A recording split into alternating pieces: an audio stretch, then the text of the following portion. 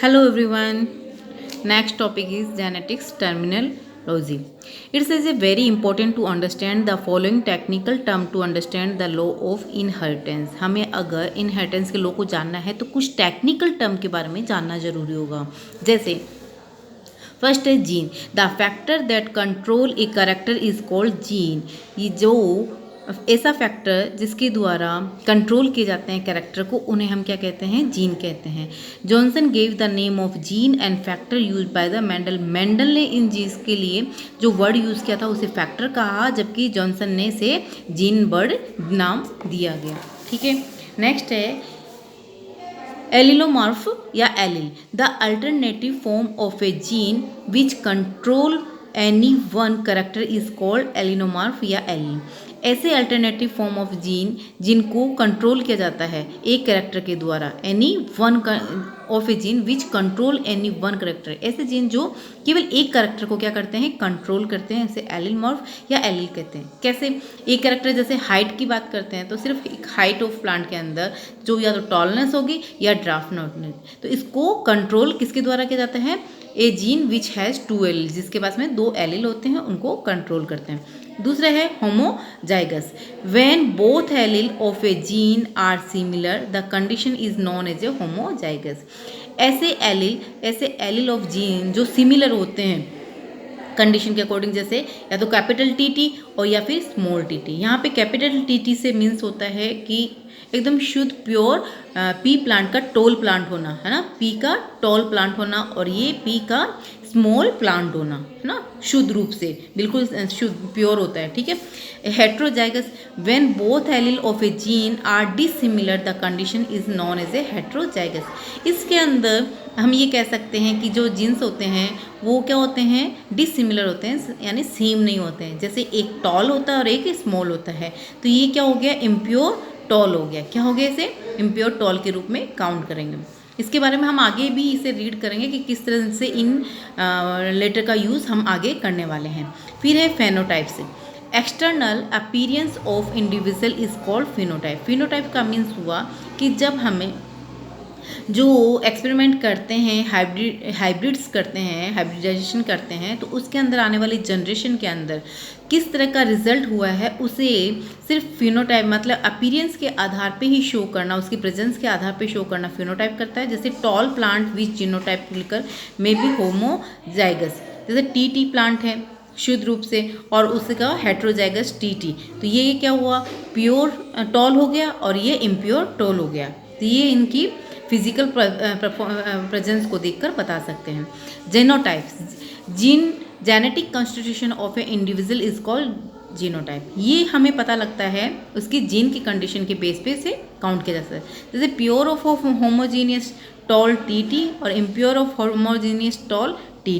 ठीक है. इम्प्योर को हम टी से और प्योर को कैपिटल टी से करते हैं. यानी यहाँ पर हम इनको दोनों को टॉल के अंदर काउंट करते हैं. यहाँ हम प्योर टॉल में काउंट करेंगे और यहाँ इम्प्योर टॉल के अंदर से काउंट करेंगे. Dominant character. डोमिनेंट मतलब प्रभावी रूप से जो कैरेक्टर है. The character which express itself in F1 generation is called dominant character. जब हम एक्सपेरिमेंट करते हैं तो एक्सपेरिमेंट करवाने पे जब हम क्रॉस एक्सपेरिमेंट करवाते हैं तो ये देखते हैं कि हमें सबसे पहले फर्स्ट जनरेशन प्राप्त होती है.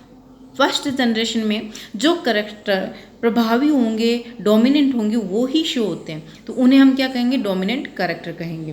Recessive character. The character which does not express itself in F1 generation is called recessive. ऐसे कैरेक्टर या अप्रभावी कैरेक्टर जो F1 जनरेशन के अंदर शो नहीं हो पाते हैं उन्हें ये रेसेसिव कैरेक्टर कहते हैं. Monohybrid cross. Such types of cross in which single contrasting character is considered is called monohybrid. Monohybrid जब क्रॉस किया जाता है उसके अंदर सिर्फ हम एक सिंगल कॉन्ट्रास्टिंग कैरेक्टर को ही यूज़ करते हैं. जैसे हमने ये लिया कि पी प्लांट टॉल और शॉर्ट ड्राफ्ट, इन कैरेक्टर को लेकर ही बात की, यानी हाइट को ही लेकर उनके अंदर क्या कराया गया? क्रॉस करवाया गया, तो उसे मोनोहाइब्रिड कहेंगे. वहीं पर ही डाई हाइब्रिड का मीन हुआ cross in which two contrasting character trait are consider in called di. जब हम दो कैरेक्टर को यूज़ करते हैं, जैसे हमने टॉल हाइट को भी लिया, हाइट को लेने के साथ में अगर उनके फ्लावर की कलर को लिया, या फ्लावर के कलर के साथ में हमने शीट के शेप को लिया, ठीक है। तो इन सब दो दो कैरेक्टर को लेकर, कॉन्ट्रास्टिंग कैरेक्टर को लेकर जब क्रॉस करवाया जाता है उसे डाई हाइब्रिड क्रॉस कहते हैं। ट्राई हाइब्रिड क्रॉस के अंदर 3 कॉन्ट्रास्टिंग कैरेक्टर को लेते हुए क्रॉस करवाया जाता है, और पॉली हाइब्रिड क्रॉस के अंदर हम बहुत सारे मैनी कॉन्ट्रास्टिंग कैरेक्टर को यूज़ करके क्रॉस करवाया जाता है।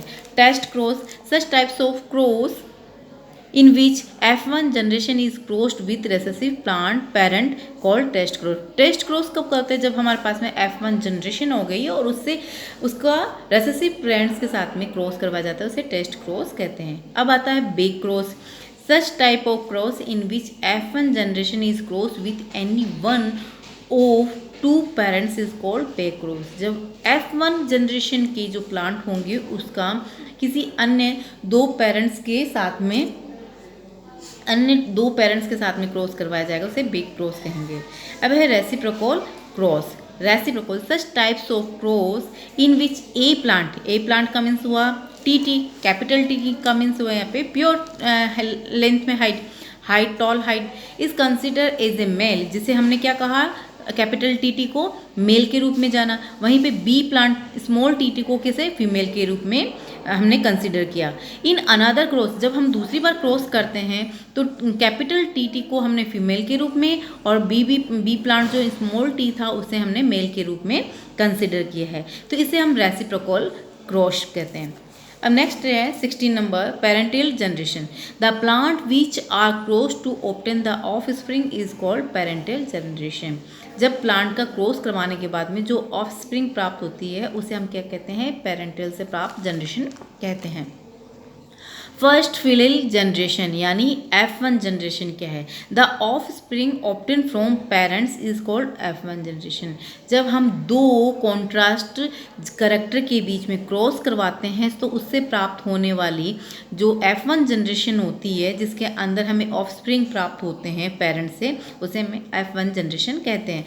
सेकेंड F2 जनरेशन का मीन्स हुआ जो हमारे पास में ऑफ स्प्रिंग आए हैं obtain from F1 generation is called F2 generation, यानी F1 जनरेशन से जो ऑफ स्प्रिंग प्राप्त होंगे वापस क्रॉस करवाने पे उसे F2 जनरेशन कहेंगे।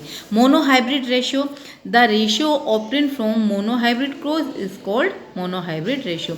जो मोनोहाइब्रिड यानी एक सिंगल करेक्टर कॉन्ट्रास्टिंग करेक्टर के बीच में जब करवाया जाता है, यानी टॉल और ड्राफ्ट के बीच में, तो उससे प्राप्त रेशियो को मोनोहाइब्रिड रेशियो कहते हैं। डाई हाइब्रिड रेशियो का मतलब वो जब 2 कॉन्ट्रास्ट को लेकर करवाया जाता है तो उससे प्राप्त रेशियो को डाई हाइब्रिड रेशियो कहते हैं। Thank you.